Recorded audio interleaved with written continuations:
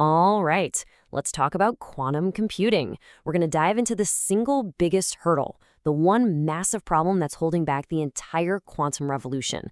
This is the challenge that scientists are racing to solve right now. And it's a fair question, right? We hear all these incredible promises about changing the world, solving problems in medicine, creating new materials, things we can't even dream of today. But, you can't exactly go out and buy one. So what's the holdup?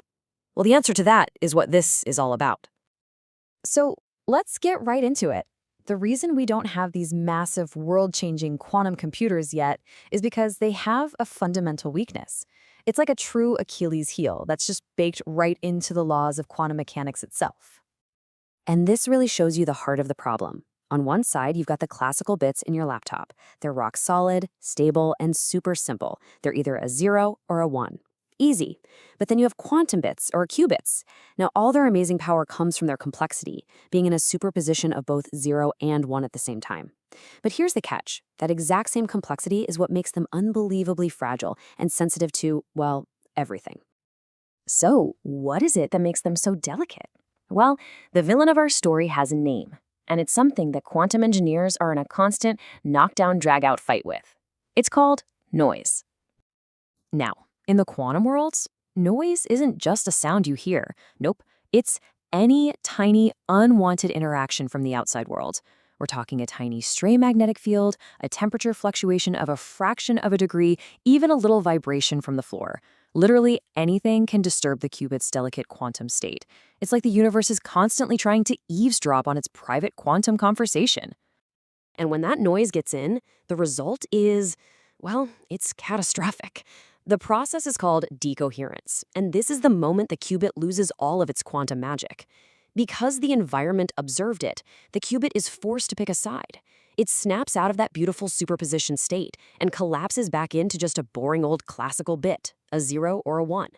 And just like that, all that incredible computational advantage, poof, it's gone.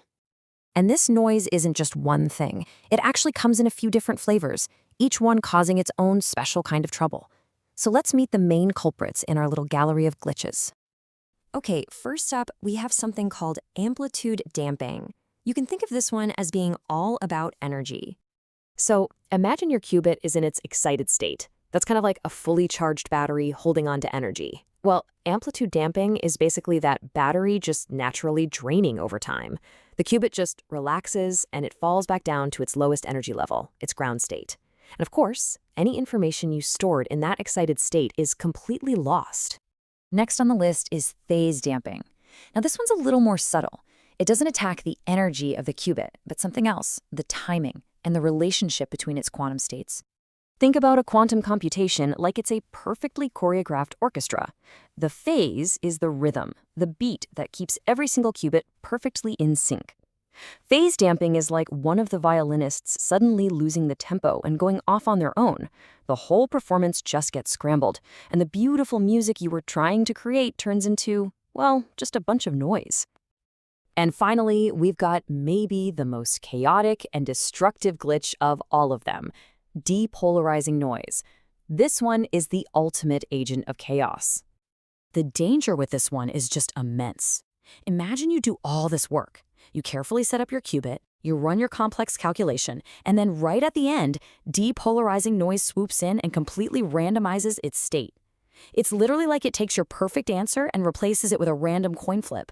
The entire computation becomes completely worthless. Okay, so that might all sound a little bit bleak, and it is a huge problem. But this is not where the story ends. Scientists and engineers are not just standing by and letting this happen. They're actively fighting a war against noise. Welcome to the battle for coherence. And here's what that battle looks like in the real world. You see, a perfect quantum algorithm might predict, say, a 50-50 chance between two different outcomes. But when you actually run it on a real, noisy quantum computer, look at that. The noise skews the results. It corrupts the answer in real time, giving you something that's just wrong.